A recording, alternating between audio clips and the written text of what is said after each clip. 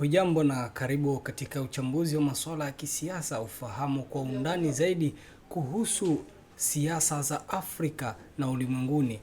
Kutoka hapa Media Wire Express kupitia kipindi chako cha Inside Politics. Langu jina ni Hassan Magulumali, nikukaribishe kufahamu mengi siku ya leo kuhusu mambo 10 ambayo Burkina Faso na Urusi wamesaini ili kuweza kuboresha uhusiano wao.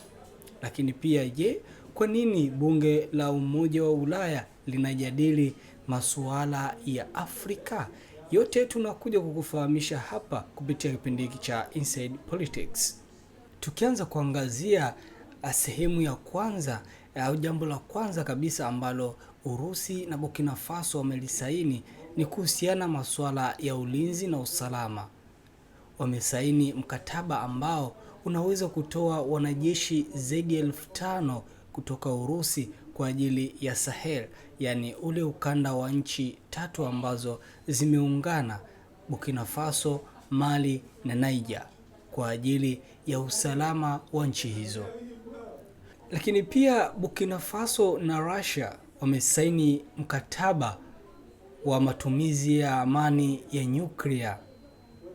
Hii ilikuwa mwaka 2023, Mei 13, walisaini mkataba huo kwa ajili ya kutumia nyuklia kwa amani, yani kwa matumizi ya viwandani, kilimo na biashara, na hata pia umeme wamesaini kwa ajili ya matumizi hayo.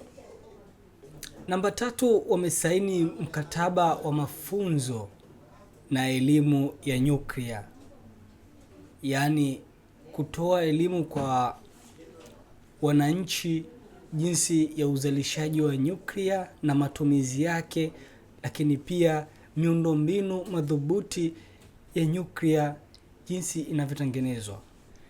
Lakini pia wamesaini mkataba wa ujenzi wa kiwanda cha umeme kwa kutumia nyuklia. Urusi na Burkina Faso wao wamesema watakubaliana katika upande wa ujenzi wa miundombinu ya umeme ili kufanikisha nishati safi nchini Burkina Faso.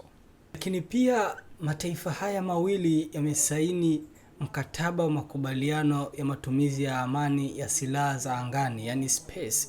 Kwa kuwa kutokana na teknolojia iliyopo sasa hivi ulimwenguni, mataifa haya yameona kuweka usalama angani, wamekubaliana katika kutengeneza miundombinu rafiki ya ulinzi wa Burkina Faso angani. Burkina Faso, Urusi, Mali na Niger wao wamesaini mkataba kwa ajili ya kuweka satellite, yani nchi hizi 3 za Sahel zimesaini makubaliano ambayo yataifanya Urusi kuwatengenezea satellite kwa ajili ya ulinzi na usalama pamoja na matumizi ya mawasiliano katika nchi hizo 3. Kama ilivyo matamanio ya Ibrahim Traore, Burkina Faso na Urusi imeingia mkataba wa makubaliano ya miundombinu na uchumi, yani Burkina Faso kutengenezewa miundombinu yake na kusaidiana kushirikiana kiuchumi pamoja na Urusi. Urusi na Burkina Faso zilisaini makubaliano ya ukaguzi wa rasilimali za umma.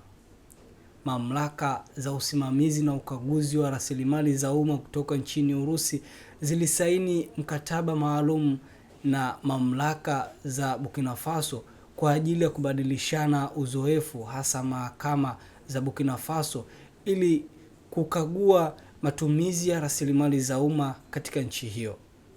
Baada ya Ibrahim Traore kuingia madarakani kwa mapinduzi, aliweza kufukuza kampuni nyingi sana za madini za Ufaransa na Marekani. Lakini amekubaliana na Urusi kwa ajili ya kuendesha kampuni za madini nchini Burkina Faso, na tayari mikataba ishafanyika na shughuli zinaendelea, na hivi sasa Burkina Faso inavuna mapato yake ya madini na kuendeleza miundombinu ya nchini kwake.